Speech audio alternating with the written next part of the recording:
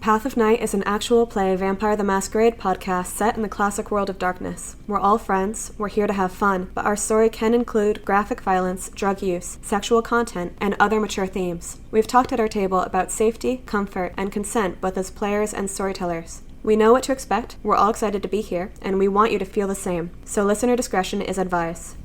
Now let's walk the Path of Night.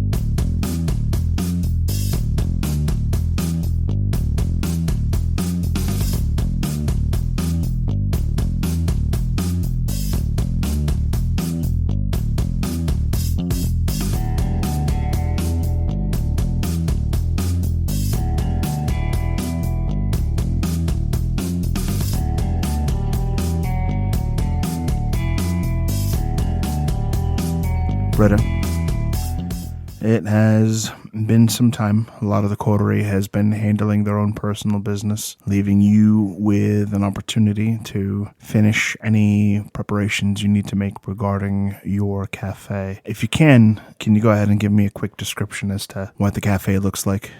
The cafe was more empty when we first saw it. The computers are still in orderly rows. The glass displays look cleared of dust, like they would be ready for food for the mortals coming in. The cafe has a lot of windows, very few curtains blocking off the windows. During the day, it would have light streaming in. During the night, it would have sort of that gauzy effect, blocking off the street lights. The walls are covered in photographs of paintings, of travel, of nature, and sort of a collage type of effect. It's a very neat, visually pleasing aesthetic. Light colors, little edges of darkness in the details. Modern designs for the time period. When you go through the door for the Kindred area, the details, they get darker, more delicate. There's dark wood in the bar. There's booths so that people can have private spaces.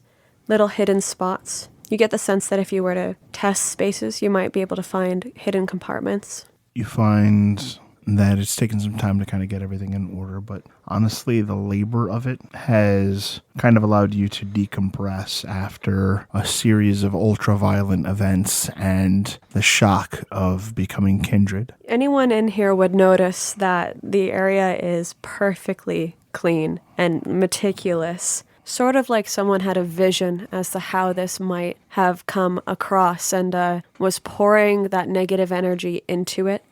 You might see on a table a stack of colored pencils next to heavy sketch paper, or CDs spread across in a very neat way of different musical titles and genres.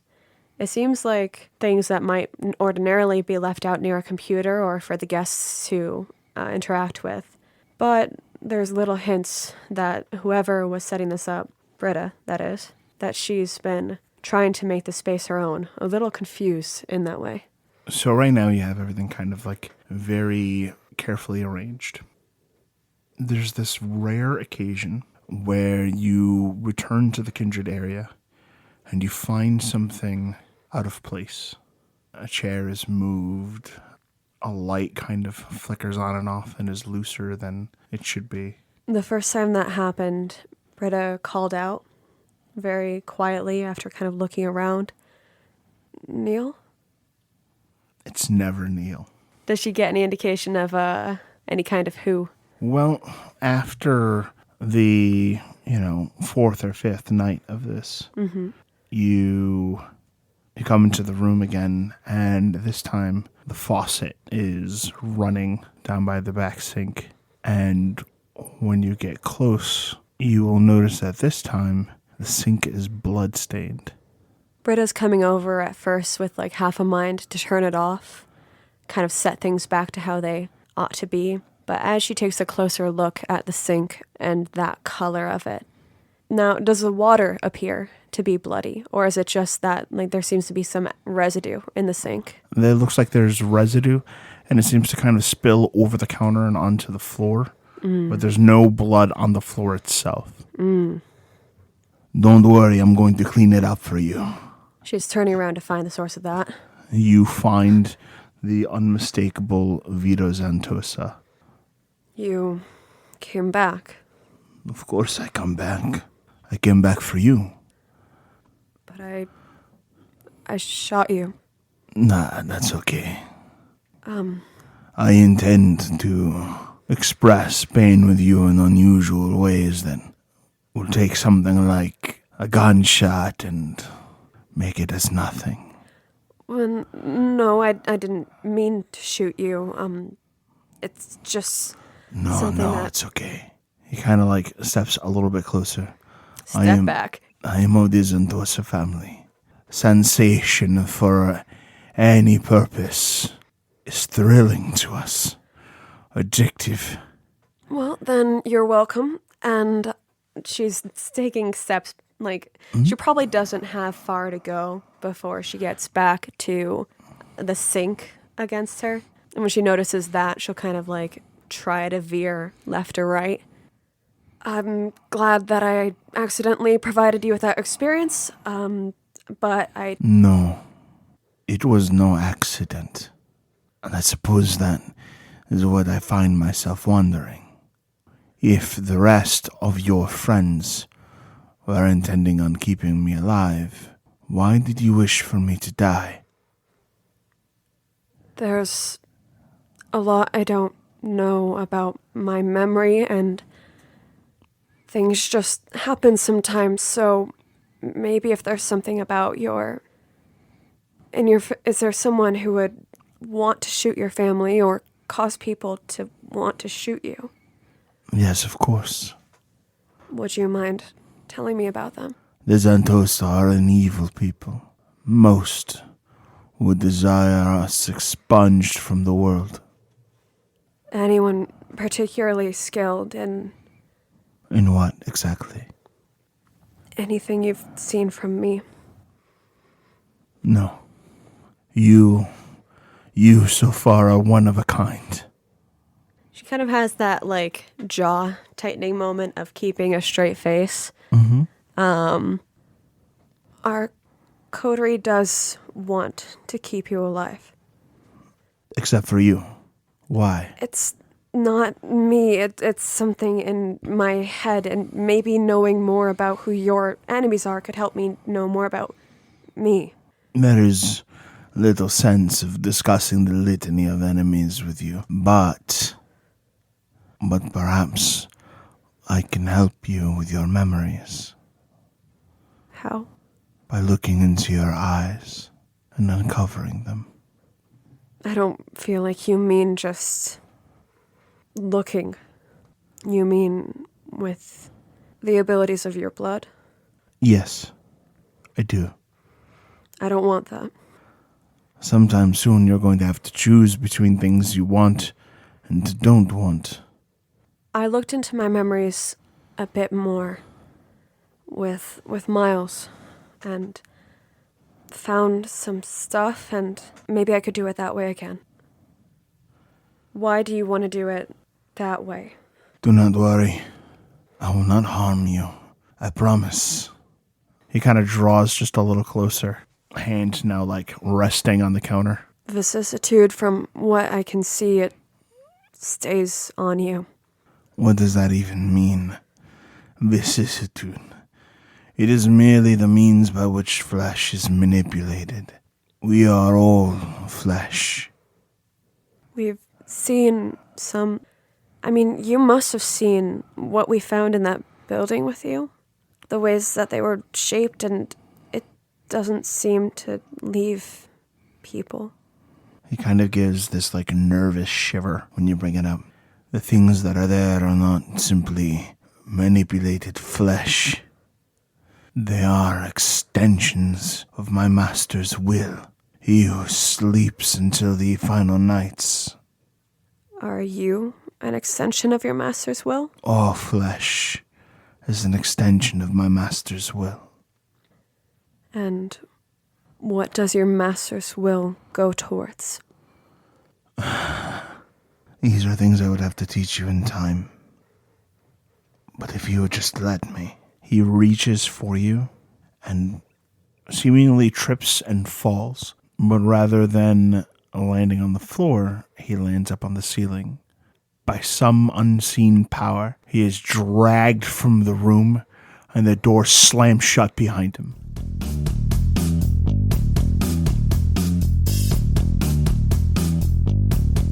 Britta's going to let out a yelp and look for the cause of it.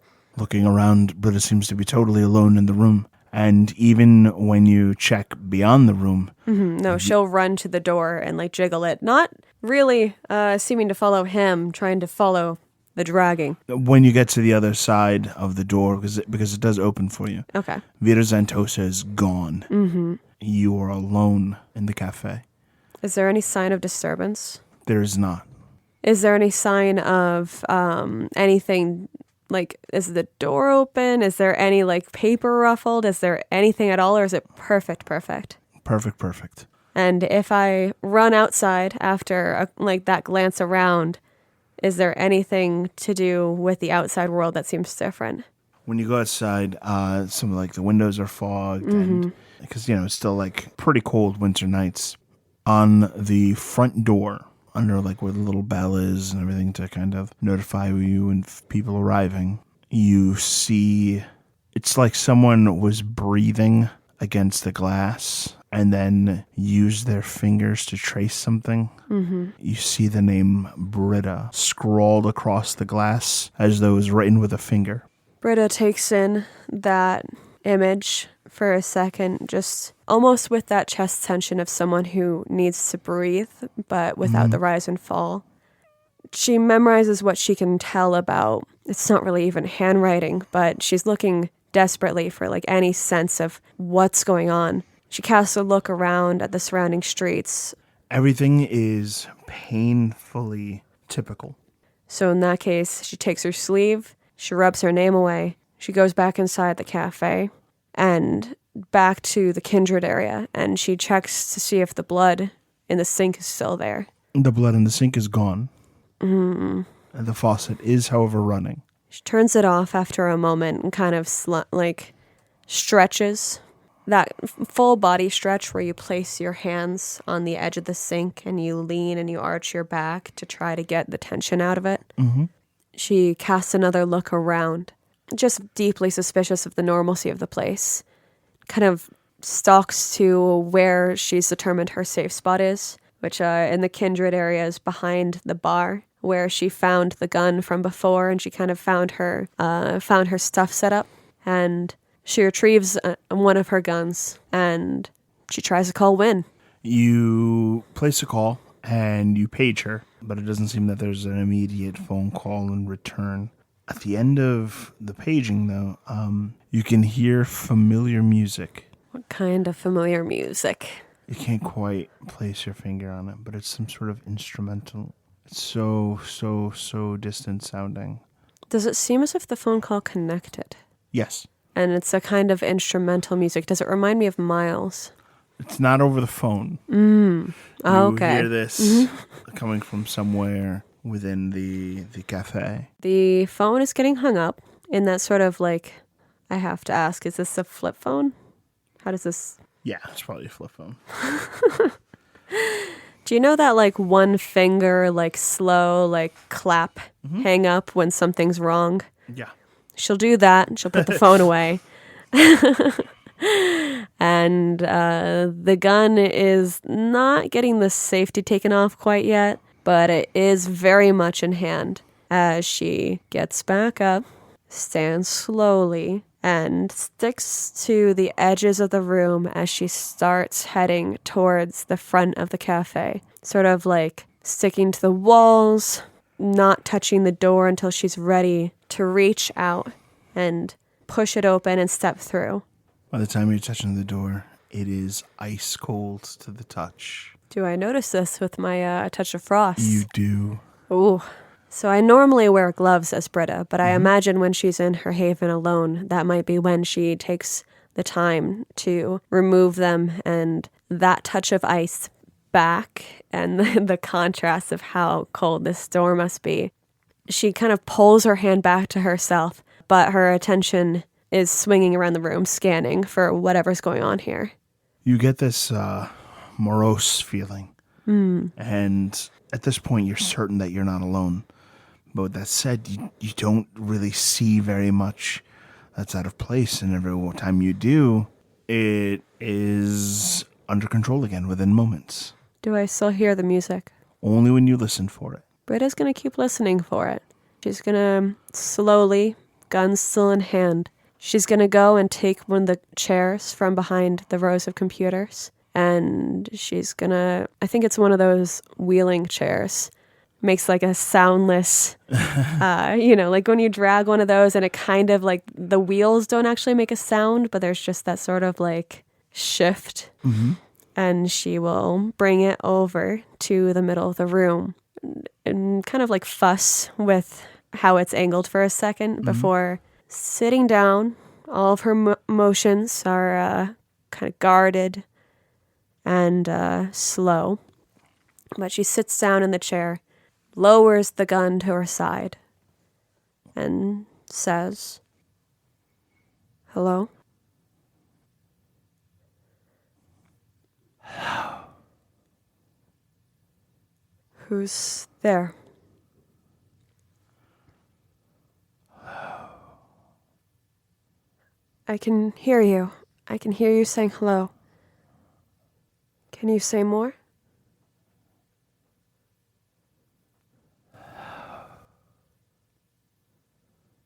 We can talk, all right? I'm Britta. Who are you?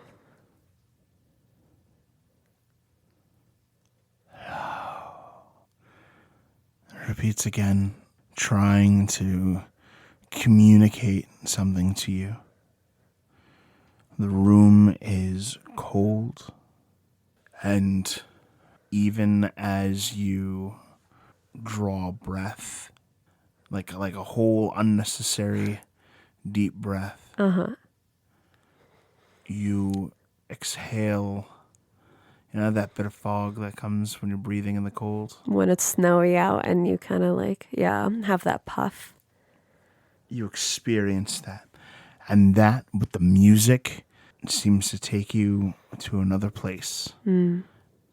Reality seems to kind of fade and slip from between your fingertips, and you drift off into another time.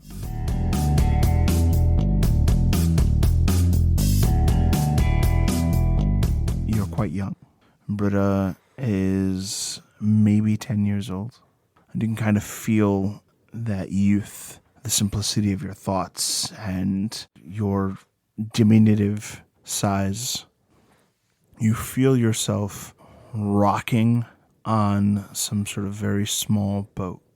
The sound of the waters gently slapping against the shore has an unnatural quality to it. Like the sound reverberates in unnatural ways. When you look about, the world is dusky and gray and devoid of any real color. And you are not the only child. There's 6 of you in all, and one hooded figure who is rowing and making every effort to transport the group of you. And you can't quite clearly see his face, but you recognize him as a man with sharp teeth. Not just the fangs of a kindred, but all of his teeth are sharpened to razor points. If I look behind me, do I see anything indicating from where we came? It's just darkness. That's Britta's first instinct. She checks behind the boat to try to see if there's anything that would give her more history to this Simply moment. Dark gray storm clouds, black waves, black sand, and before you is a city with high walls. And the stone is cracked. The city lies as like ancient ruins. The man leads the group of you off the boat, and you find yourself coming to the realization that whatever this place is, whatever terror it has in store for you, it is your true home.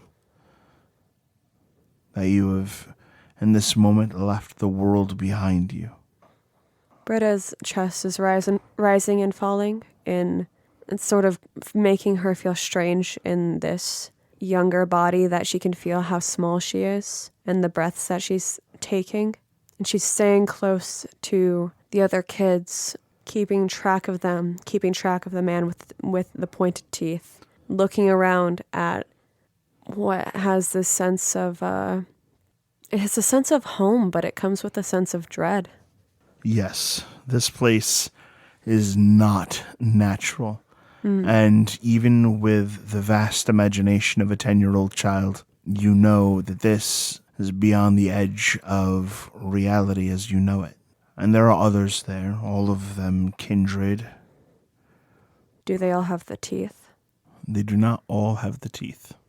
But the one that leads you further in does. And you are taken below ground where there is a small, almost labyrinth of ruins. And there they have the holding pens for the young humans that they bring there. How long does it seem like some of them have been here? Not all of them are children anymore. Many of them are adults. So whatever period of time it is that you would be expected to be here, it would be measured in years. Britta keeps an eye out along the way for ways to slip away, but she knows now she knows they're vampires, but there's a sort of muddling happening, I think, of her memory and her circumstance. The memory fades, and again reality sort of slips between your fingers, and you find yourself with a man with obsidian skin, young people with you, but older than the 10-year-olds that you were then. Together, the group of you are training with automatic weapons and firing on these bust statues that are specifically prepared. And you remember hearing the report of these guns and taking a certain pride in your proficiency with them. The gun feels less natural in my younger hands. It's I still have to figure out where to lay my fingers, how to catch my grip. A sort of strange double outline of how I know to do it now in my older self and what it feels like to be in that body. Honestly, it feels a lot like the awkwardness of being a teenager. Yeah. But even then, you perform well, and the group of you are rewarded with food. Though again, gray and bleak, it is warm to the touch and provides nourishment. The group of you talk about which among you remembers what the sun looks like and what it felt like. The older children that you've been working with seem to admit to the group as a whole that they no longer quite remember, and that the sun is no longer so important. Britta holds on tightly to what the flowers in her neighbor's window looked like, the different kinds and colors. There were always perennials in there.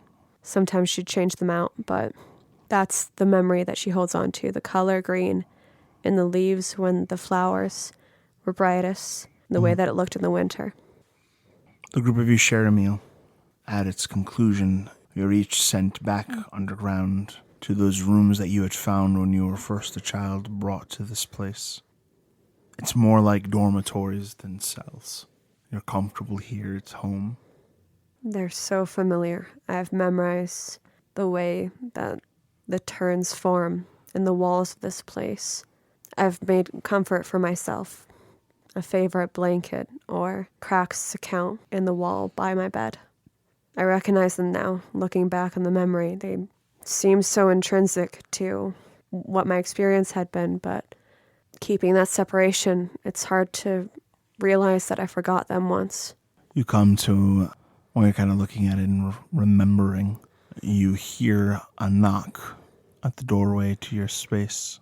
When you turn, you recognize Romeo. Romeo?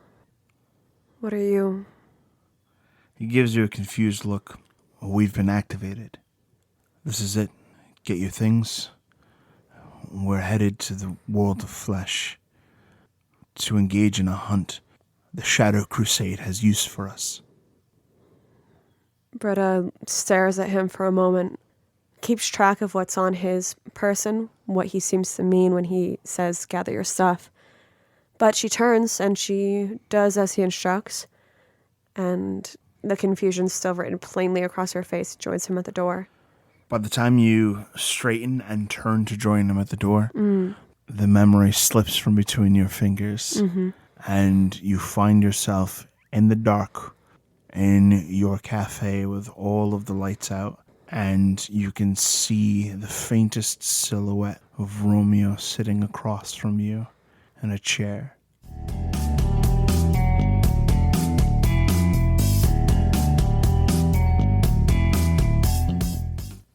Romeo, Brittany, did those you... were the names we picked. We picked those names. Yeah. Do you remember your name before? Not anymore. I don't know that I even had one.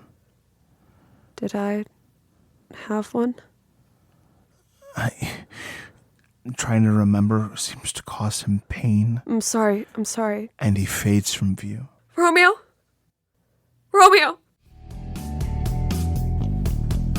Path of Night is an actual play Vampire the Masquerade podcast set in the classic world of darkness.